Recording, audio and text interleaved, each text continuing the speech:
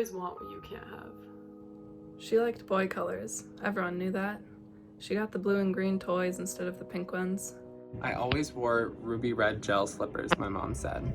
I never really got it, not really. The whole attraction thing. Well, I did, but it always felt like I was missing a piece, you know?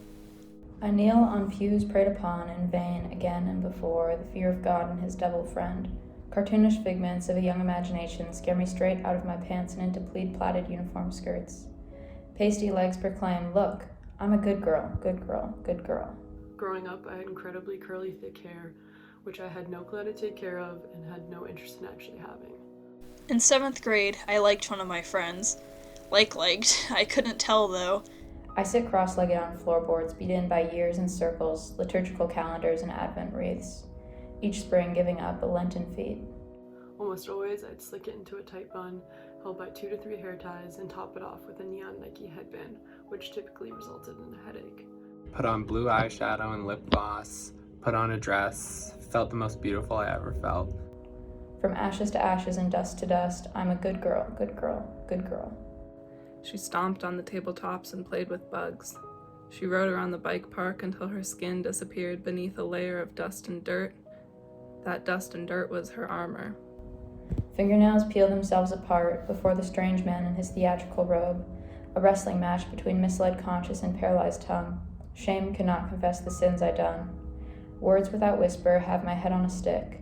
Stomach turns, I must be sick. I don't belong in hell. I'm a good girl, good girl, good girl. I knew I wanted to do more with her than writing the stories we made together. I wanted to be closer to her than any of the rest of our friends, to know her more deeply than I knew myself.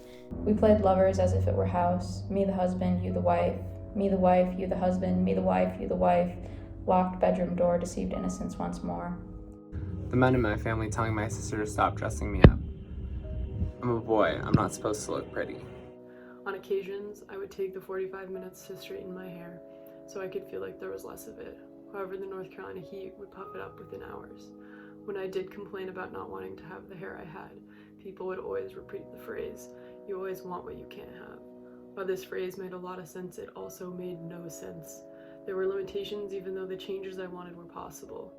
All these years by, I remember again, bedroom windows, sun fleeting, warmth upon skin.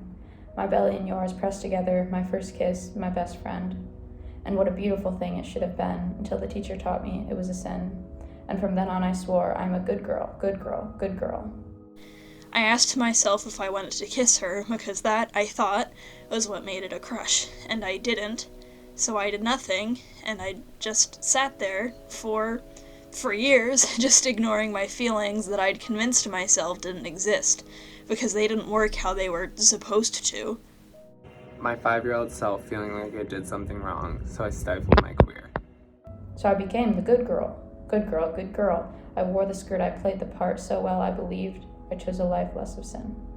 I am a good girl, good girl, good girl. The dirt ran down the shower drain like dye. 10 years later, and she's clean now. The physical weight that was taken off my head relieved the emotional weight that I had been holding on to from maintaining the hair that opposed what I couldn't have.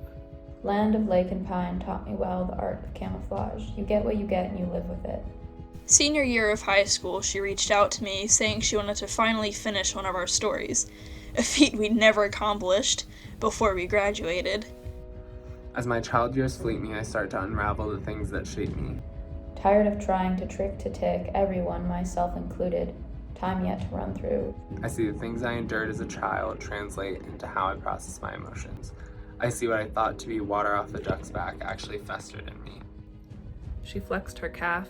Balanced toes gripped the rim of the shower ledge while the pink razor slid by, leaving a pale line between the fuzz. Traded lakes for mountains when wind swept this skeleton east.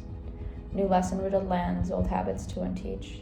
We began meeting regularly, discussing our queer little script that we thought would be the one to make us famous. Things were like back when we were kids, chatting about characters with magical abilities and strange worlds. The thing that we both loved to do most, and the thing that had brought us together in the first place. She realized she was scared of the bike park, grossed out by bugs. She played like a boy because it was the only other option, and being a girl just wasn't right. You get what you get, and finally, just maybe, I think I can live with it. Watching opportunity run round and about, before again I begin to count desperate blessings as hands to hold. Confronting these things now, I'm having to actively break down these negative thoughts surrounding my queerness. Untangling from testaments told, for the lonesome rider does not bid adieu on account of your making a bed for two. With a stranger a shadow, 22 years, Catholic guilt shed through tears. Muscle memory fashioned out into spears.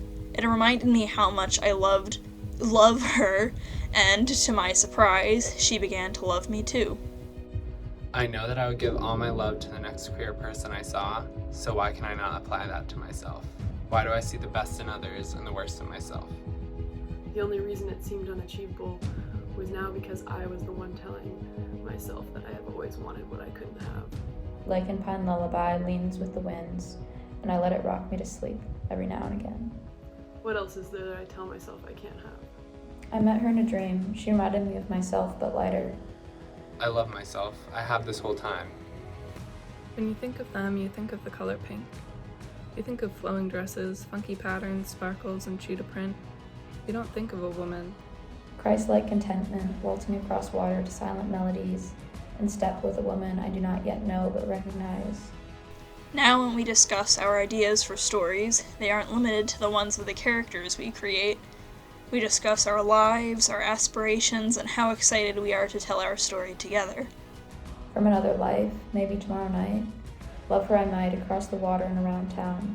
What will give me that feeling that flowed through me when I dyed my shaved head? You think of someone too abundant and nebulous for a binary.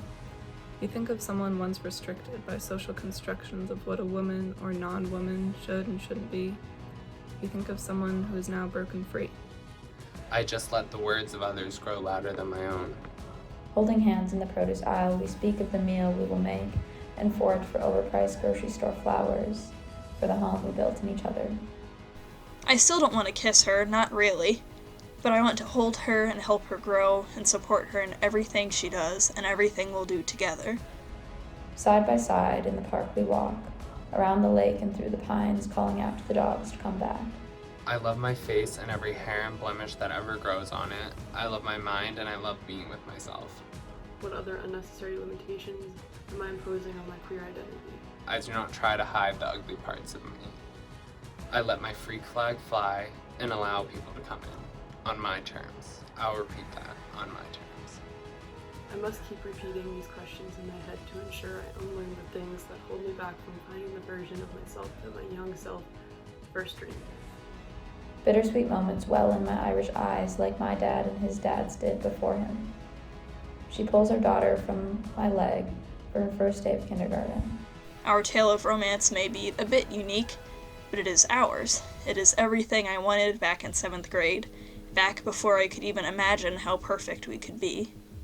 Rocking in rhythm, the porch creaks beneath us, and we speak of death more and more these days as it creeps in and upon us closer and closer. We crack jokes about the hell Catholic school promised was full of gays. Sounds like a hell of a time, we'll say. We've already seen heaven on earth anyways. I hope when you think of them, you think of me.